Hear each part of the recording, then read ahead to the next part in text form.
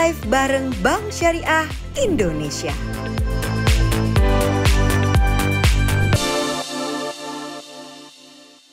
Assalamualaikum warahmatullahi wabarakatuh. Hai teman-teman semua, semoga dalam keadaan sehat sejahtera selalu ya. Ketemu lagi dengan saya Soraya Larasati.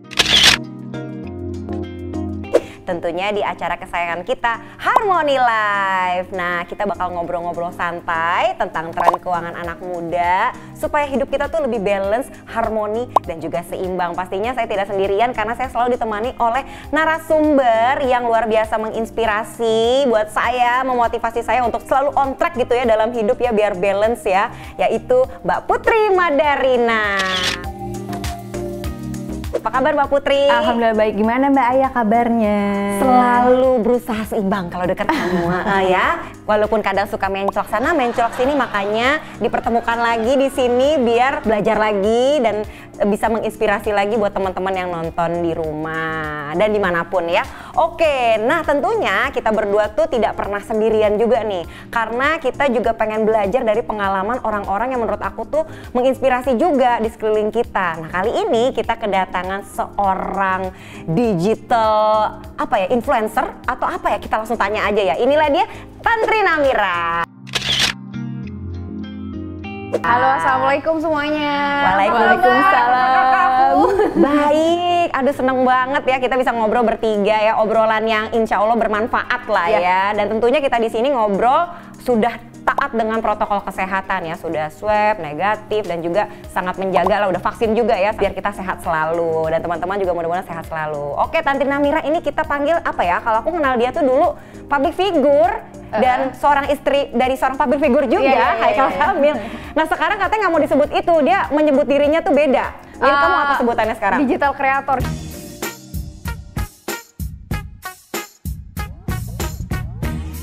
Karena emang sekarang tuh kerjaan aku udah nggak pernah syuting, kayak kan dulu sempet main sinetron. Tiap hari syuting? Iya kan sekarang udah nggak pernah syuting dan sekarang tuh lebih ke aku bikin konten di rumah, terus aku juga punya kayak creative agency, jadi aku nyebut aku jadi digital creator aja sih gitu. Digital creator. Jadi karena aku emang bener-bener full di digital. Ih keren banget loh video-videonya kalau bisa dilihat ya, aku kayak langsung wow, gimana bikinnya ya. Itulah dia kenapa butuh namanya creative agency ya. Nah jadi dia juga, aku juga ngeliat dia tuh aktif banget di fashion ya, fashion influencer. Ternyata udah pernah jadi fashion stylist juga gitu. Mungkin kedepannya mau ngapain nih, planning kedepannya? Aku pengen jadi atlet sih. Wow. Widih, langsung salah. Jadi atlet. Dari fashion atlet loh. Oke, berarti dia kan karena artis jadi atlet gitu. Atlet. Tetap ada seninya kan? Atlet gitu. Iya benar-benar. Kenapa pengen jadi atlet?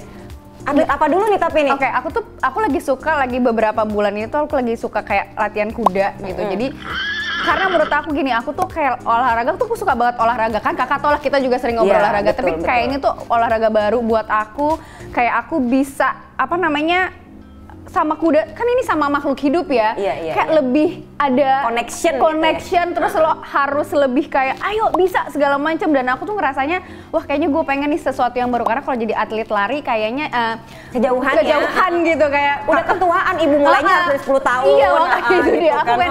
Kalau atlet kuda tuh kayak masih yang sumuran aku tuh juga masih banyak gitu. Dan pas aku ngeliat oh ada juga umurnya 30 lebih, kayaknya chance gue ada deh di sini gitu. Mencari peluang-peluang kan, boleh kan? Boleh dong. Apa aja yang penting ada cuan. Iya benar. Jadi ternyata passion barunya tuh di berkuda ya. Berharap bisa menjadi seorang atlet berkuda. Gila keren banget ya. Ya ini aku aminin aja ya. Ini aku baru latihan 5 bulan sih sebenarnya, masih jauh banget. Tahun depan. Oke. Jangan-jangan dia atlet catur. Oke. Nah kita tuh seneng banget ya lihat Namira itu orangnya aktif banget, kreatif banget, dan tentunya pastinya juga finansialnya sangat-sangat rapi dong ya. Dia kelihatan banget nih hidupnya terplan gitu loh. Pengen ini, pengen itu, latihannya serius. Tadi juga ngobrol di belakang dia untuk kehidupan kesehatannya juga dijaga banget. Dari makan harus begini, harus bikin konsep ini. Aduh kayaknya tiap hari tuh sibuk banget. Nah aku pengen tahu nih, berhubungan dengan konsep kita hari ini, tema kita, apakah finansial kamu sudah merdeka? Apakah masih terjajah? Karena biasanya nih orang itu kan kayaknya paling susah nih mengatur keuangan nih. ya mau plannya tuh banyak yang terhalang karena mungkin keuangannya belum mencukupi gitu, atau mungkin jadinya kemana-mana, jadi bocor-bocor kemana-mana. Apakah finansial kamu sudah merdeka atau terjajah? Tapi sebelumnya mungkin diperjelas dulu sama boleh dari gimana tuh merdeka finansial? Deg-degan nih. Kayaknya kayak langsung di ini ya, interogasi gitu. Oke, nah jadi merdeka finansial tuh maksudnya gimana? Apakah emang kita beneran kayak udah bisa foya-foya tanpa harus ngapa-ngapain? Gitu kan, gitu. Atau memang sebenarnya kita boleh tetap produktif gitu, tapi sebenarnya kita udah hasil kerjanya itu udah bukan untuk kebutuhan primer lagi gitu. Nah, yang manakah ini gitu. Jadi sebenarnya kalau merdeka finansial itu lebih kepada kita tuh udah punya sebuah aset gitu ya, atau misalnya tabungan yang memang kita kumpulin udah dari lama gitu, ataupun ya pokoknya usaha lah, hasil usaha gitu yang bisa menghidupi kita pas kita itu pensiun. Nah, masalah usia pensiun ini sebenarnya beda-beda sih, karena sekarang gitu ada nih contohnya temanku juga udah, dia state kalau dia udah pensiun gitu kan. Pensiun dalam arti dia sudah tidak aktif bekerja dalam kantoran gitu ya, intinya kerja kantoran gitu ya. Udah nggak kerja kantoran gitu, jadi full ya. Kebetulan ini bapak rumah tangga gitu kan, bapak rumah tangga, jadi sekarang dia udah bisa mencukupi seluruh kebutuhan hidupnya, tapi akhirnya dia bisa kerja lagi karena dia bosan di rumah 2 tahun katanya kemarin.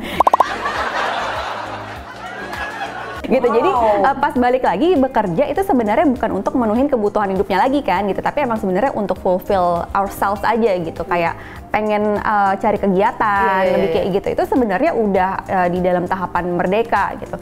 Nah, sekarang isu lainnya adalah sebenarnya merdeka yang kayak gimana nih yang kita maksudkan gitu. Betul. Apakah duduk-duduk terus uangnya datang atau gimana tuh? Iya.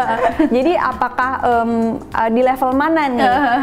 Apakah kalau misalnya beli mobil mewah 10 biji gitu, itu baru dikatakan gitu, nggak mikir apakah itu dikatakan merdeka atau gimana. Nah, itu yang sebenarnya seru nih buat kita bahas juga, karena itu tergantung dari kita gitu kan, dari kita masing-masing nih. Sebenarnya kita nganggap merdeka itu di level apa ya, karena secara dari definisi kan sebenarnya yang penting kita nggak perlu kerja lagi dan bisa memenuhi kebutuhan aja. Nah, tinggal kebutuhan kita aja nih yang mau segimana levelnya.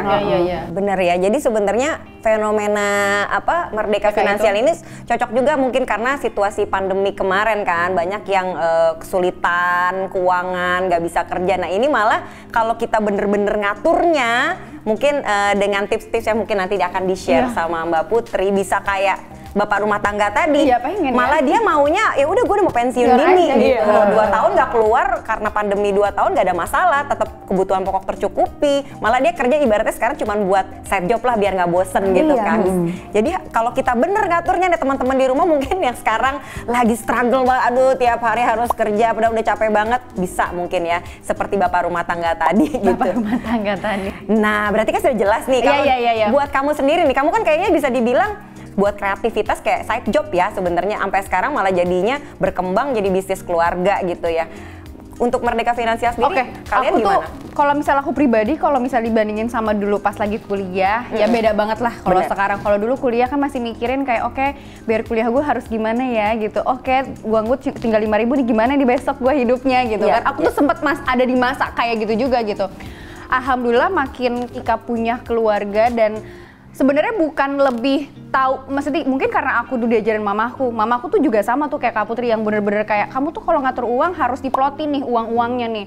Ini buat belanja bulanan udah disisihin, ini tuh buat ini segala macam. Jadi ketika aku berkeluarga sekarang mungkin kadang-kadang masih agak kayak kecelemet gitu loh Kak, kayak aduh ini gimana nih gue ngaturnya nih ya, maksudnya masih agak bingung. Tapi main kesini karena aku juga suka ngobrol sama Haikal, dan Haikal pun orangnya tuh kayak yuk kita ngatur bareng-bareng gitu, jangan kamu sendiri pasti kamu juga bingung. Ya udah akhirnya alhamdulillah kesini kayak kita udah punya tabungan buat anakku 1 gitu, kita planning punya buat anak yang kedua, kita juga harus punya tabungan nih kira-kira kalau misalnya anak kedua lahir nanti kan biar rumah sakit, sekolahnya segala macam, kita udah mulai mikirin saya tuh, walaupun baru dicatat aja sih ya, belum kayak bener-bener belum planning. Nah itu sih aku ngerasa kayak merdeka, tapi kayak setengah merdeka gitu, gimana ya rasanya? Somehow aku ngerasa dalam proses buat menuju merdeka. Betul. Gitu. Nah itu dia nih ya, prosesnya itu yang kadang beda-beda. Setiap orang bener juga, mungkin bisa jadi limit hidupnya. Iya. Kadang-kadang kan goalnya kita tiap maunya tahun ini sama tahun depan berbeda. Goal tiap orang pun berbeda. Nah kita memang harus menentukan kayaknya ya goal kita tuh mau sampai apa, misalnya limit tabungan sekian atau mungkin limit yang bisa kita capai gitu ya. Mungkin seperti itu kali ya Putri. Kalau dari Putri sendiri jawaban yang paling tepat supaya tidak setengah merdeka itu gimana tuh Kak? Karena semua orang pasti ingin cepet-cepet dong merdeka gitu. Nah sebenarnya sih emang kita nggak bisa rush prosesnya gitu. Jadi memang ini tuh kayak proses yang harus kita jalanin gitu. Karena sebenarnya ketika proses itu berjalan kita tuh dapat banyak experience juga gitu. Kayak misalnya gini, pada fase fresh graduate ya gitu ya. Terus kita dapat gaji pertama nih. Kita mau nabung untuk dana pensiun. Tapi kadang-kadang misalnya ada juga yang perlu dipikirin gitu. Kalau misalnya kita perlu invest di diri sendiri kita. Kenapa? Karena kalau misalnya kita invest di diri sendiri juga, nanti seiring dengan waktu kan akhirnya income kita bertambah. Tapi sebenarnya yang perlu kita biasain dari dulu, aku setuju tuh sama mamanya Namira. Jadi emang financial habit itu dari kecil sebenarnya penting banget gitu. Karena kalau misalnya kita kayak di tengah-tengah jalan off track gitu, baliknya tuh lebih cepat. Kalau misalnya pas dari kecil tuh udah terbiasa. Karena bisa nahan kali ya. Udah sempet tahu kamu harus ngapain gitu iya, kan. paling nggak udah sempet tahu. Jadi kalau misalnya off track, oh inget-inget yang dulu aja kayak gitu. Jadi pas kalau misalnya ada teman-teman yang mungkin baru belajar investasi atau nabung di masa kuliahnya, nggak apa-apa sih gitu. Tapi kita jalanin aja prosesnya. Jangan lupa kita juga berharap kalau nanti seiring dengan waktu income kita juga pasti akan nambah gitu. Sehingga kita perlu ngelatih justru habitnya dulu nih. Jangan sampai uangnya punya, habitnya nanti nggak ada. Bener. Kebiasaannya. Karena setiap orang tuh kayak makin tua tuh habitnya makin beda lagi kan. Bertambah umur kayak nanti gue harus ini, nanti gue harus ini. Iya itu sih benar-benar. Kurang lebih sih gitu. Bener. Nah aku pengen tanya juga, kira-kira siapan dana apa yang harus kita siapkan supaya kita cepat-cepat bisa merdeka finansial? Oke, kalau merdeka finansial itu kan patokannya ke dana pensiun gitu kan, pas kita pensiun nanti. Tapi in between itu kan sebenarnya kita pasti ada dong perjalanan hidup yang emang mesti kita laluin gitu, langkah-langkahnya gitu. Kayak misalnya tadi Nami lagi nabung yang untuk anak pertama, terus habis itu lagi rencana anak kedua gitu kan. Jadi sebenarnya kita ngikutin aja nih kira-kira dalam waktu 5 tahun, 10 tahun, 15 tahun ke depan itu sebenarnya apa aja yang pengen kita achieve ya gitu di situ. Nah nanti ujungnya baru dana pensiun. Seperti itu. Karena banyak kebutuhan yang harus diplotin dulu satu-satu gitu. Tapi bisa nggak sih kayak kita barengan-barengan gitu, bisa nggak Kak? Bisa aja sih, possible juga kok. Kalau misalnya kayak oke, aku mau plotin dulu nih buat anak, terus aku juga pengen plotin juga sekalian aku nabung juga. Tapi kalau itu kalau buat dana apa sih tadi bilang pensiun itu berarti kan emang nggak boleh dipakai sama sekali kan? Iya, nggak boleh dipakai sama sekali sampai akhirnya kita pensiun gitu. Misalnya punya lifestyle sekarang kan gitu. Nanti kalau misalnya untuk dana pensiun itu ada hitungannya. Misalnya kita pas pensiun mau lifestyle-nya kayak sekarang sama persis berarti kan 100% ya. Atau lebih tinggi berarti kita naikin 120%, 130% atau lebih kurang. Karena kayaknya udah nggak pengen macam-macam nih. Misalnya 80% cukup deh, kayaknya kita nggak bakal kemana-mana gitu. Nah itu sebenarnya yang perlu kita tentuin tuh dari sekarang. Kita tuh maunya pensiun nanti kayak gimana sih kayak gitu. Jadi emang bener ya, menentukan goalnya sih intinya. Balik lagi ya. Jadi goalnya kita mau pensiun di usia berapa, udah ada hitung-hitungannya, terus juga target pensiunnya tuh mau kayak gimana, karena kan juga ada inflasi apa segala macam gitu kan ke depannya gitu kan ya. Terus kira-kira harus ngapain nih supaya bisa tercapai itu target gitu loh, maksudnya kan kita kan masih muda gitu kan, walaupun sekarang kerja mungkin masih untuk kebutuhan ya, belum merdeka ya, masih harus bisa mencukupi gitu loh. Ini buat anak masih belum bisa yang duitnya udah bisa mengalir sendiri gitu. Untuk bisa cepet-cepet gitu harus apa gitu langkahnya gitu Pun? Sebenarnya untuk dana pensiun kita bisa rencanain bahkan dari sekarang sih, dari sekarang gitu. Kita udah bisa rencanain gitu, salah satunya sebenarnya bisa pakai fitur yang ada di BSI, tabungan rencana. Nah, jadi sebenarnya di tabungan rencana ini itu membantu supaya kita gitu secara otomatis tabungannya tiap bulan disisihkan gitu. Langsung auto debit, ada fitur auto debitnya gitu. Nah, selain itu sebenarnya yang menarik juga adalah untuk asuransi premi itu nanti juga di cover di dalam produk ini. Gitu. Jadi luar biasa. Jadi kayak maksudnya kayak aku juga jadi nggak terlalu mikirin kayak aku harus ngapain, udah ada, maksudnya udah ada plotnya sendiri gitu kan. Lebih enak dan aku juga lagi lebih tenang sih. Bener. Jadi udah dibantu ya buat hari misalkan buat ada bisa dinamakan juga kan ya. Jadi tujuan-tujuannya itu nanti kita bisa sesuaikan dengan memang yang apa yang kita rencanain. Terus target di auto debitnya mau berapa. Jadi bisa sisin sendiri juga. Maksudnya udah bisa, kita bisa programin kesananya juga, maksudnya ntar potong berapa segala macam gitu kan setiap bulannya. Jadi udah nggak pusing lagi tuh tiap bulan. Iya itu dia. Aku justru berharap itu semua aku mau gituin aja ya. Kalau bisa sih aku bisa untuk kayak oke tolong gitu kan. Jadi ada yang membantu, asisten pribadi gitu kan. Pribadi keuangan gitu. intinya ya berarti kalau ada penghasilan ya saving, ya pakai buat kebutuhan, tapi jangan lupa juga savingnya itu jelas mau ngapain, buat apa gitu ya, diplot-plotin lagi gitu ya. Oke, jangan lupa juga untuk investasi. Iya. Supaya nambah lagi. Nah, kalau kamu sendiri gimana nih untuk ngatur keuangan rumah tangga berarti selama ini? Kalau misal aku kan emang kalau namanya ibu-ibu di rumah, kalau aku tuh emang ada gaji bulanan gitu, karena setiap bulan aku tuh udah ngisiin ini tuh tiap bulan pasti ada pengeluaran yang pasti kayak misalnya listrik, terus habis itu belanja bulanan, itu aku udah plotin dulu.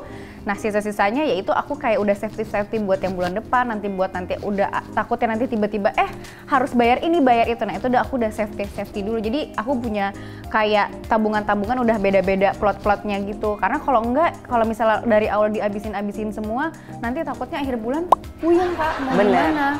Misalnya kayak harus ini beras habis gitu kan. Ya nggak punya uang nih buat beli beras, ya nggak mungkin gitu kan. Jadi makanya setiap ada pemasukan gitu aku udah plot-plotin dulu, karena menurut aku itu jadi nggak pusing, sama yang kedua aku jadi bisa menahan diri aku, kebiasaan yang kayak oke, aku mau beli ini nih, nanti dulu deh soalnya uangnya masih ada nih buat ini yang kayak gitu. Jadi mikir 2 kali gitu. Nanti bulan depan kalau misalnya udah ada segala macam, coba kita catat nih pengeluaran segala macam. Oh bisa nih bulan depan gue beli baju gitu. Pasti challenging dong, maksudnya karena kan Namira di dunia fashion gitu kan, dimana kayaknya tuh harus selalu update, tapi sebenarnya at the same time harus ngatur budgetnya juga gitu. Jujur itu sangat challenging sampai sekarang, karena mau nggak mau kan aku juga kadang-kadang suka bilang sama suamiku, ini gimana yang ngaturnya, tapi emang mau nggak mau ya kita harus mengikuti proses itu. Kalau enggak, aku juga jadinya ambiar kemana-mana, kayak udahlah nanti ada duit segala macam.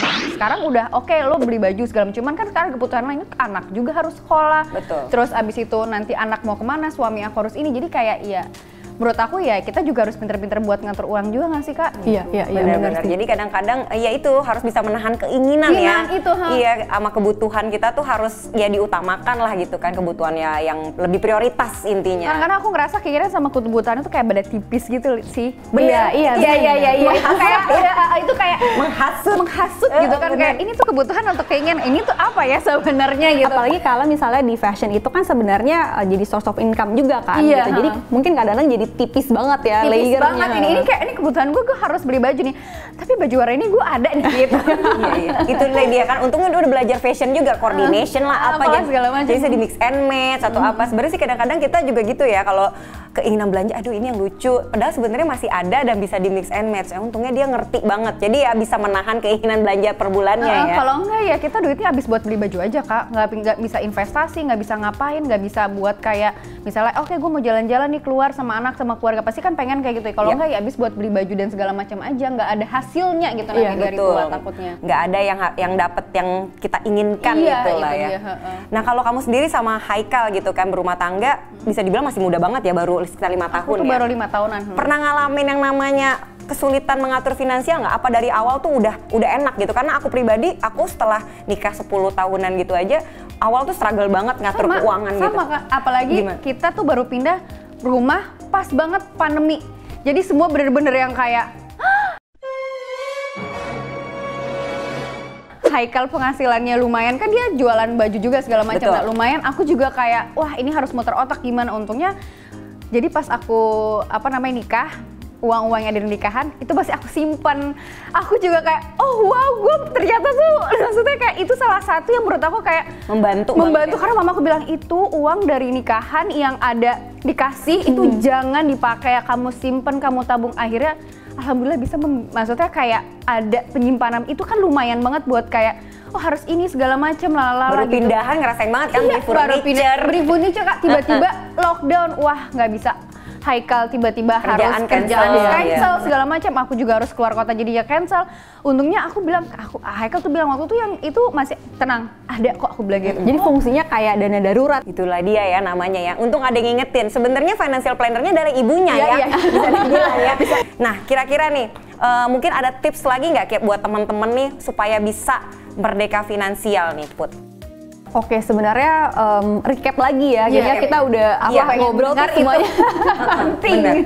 Oke, yang pertama sebenarnya aku setuju banget tuh, maksudnya habitnya itu mesti kita bentuk dulu ya. Ternyata gitu. Dari kecil ya, kamu sendiri juga terbentuk. Aku juga dari kecil sih kebetulan. Dari kecil ya, jadi bukan baru tapi ya kalau ada yang terlambat mungkin kayak aku gitu. Nggak ada masalah, penting kita punya niat gitu ya untuk punya goal sama habit yang lebih baik gitu. Lagian along the way kan juga maksudnya berasa kan kalau ini tuh kayaknya uang masih di manage gitu kan. Gitu. Jadi emang pertama itu habitnya dulu. Habit sebenarnya berbarengan sama mindset juga sih gitu. Karena sebenarnya ketika kita rapihin keuangan kita, yang benar bukan cuma keuangan ya, tapi habitnya sama mindsetnya pasti ikutan deh. Bener. Gitu. Walaupun misalnya kok kayaknya nominalnya kecil ya, kadang-kadang kalau misalnya kita mau nabung nominal terlalu kecil kan kurang bersemangat tuh gitu. Kok kayaknya kecil banget gitu hasilnya gak ada. Tapi sebenarnya itu penting banget karena ngebentuk habit kita gitu. Nah yang kedua sebenarnya kita bisa cari apa ya instrumen yang memang cocok sama tujuan kita gitu. Misalnya contohnya tadi ya tabungan berencana dari BSI gitu kan.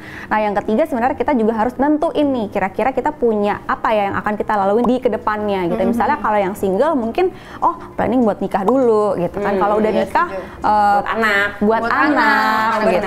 Anak iya betul. Terus sekolahnya anak juga gitu. Terus baru kebutuhan-kebutuhan lainnya. Jadi sebenarnya kita mau punya apa ya rencana liburan atau belanja apapun sebenarnya bebas aja gitu. Yang penting kita rencanakan dengan baik dan kita atur jangan sampai kesenangan kita itu bikin proporsi investasi kita tuh jadi berkurang sampai kita nggak punya simpanan.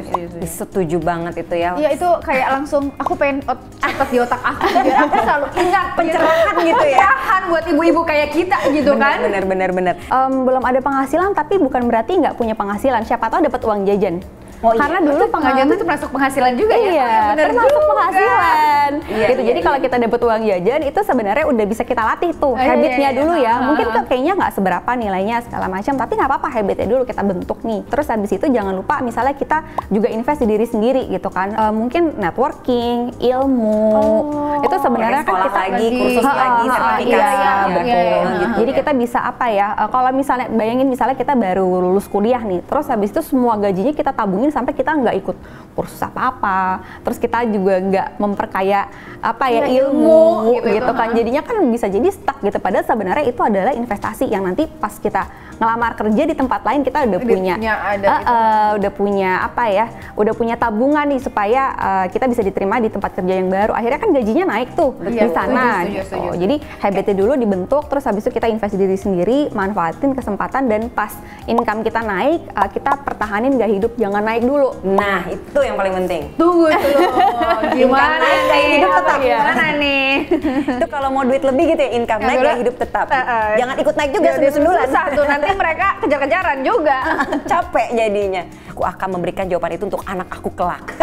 Aku juga sih kayak itu adalah jawaban yang salah, aku padat, tepat dan oke gitu. Bener. Jadi sebenarnya sih istilahnya nggak usah terlalu ribet gitu ya dipikirin. Tapi misalnya kita tahu nih kita pengen barang apa gitu ya. Misalnya kalau cewek-cewek mungkin paling gampang tas, sepatu gitu kan. Fashion lah ya. Fashion gitu yang misalnya harganya kok lumayan ya gitu.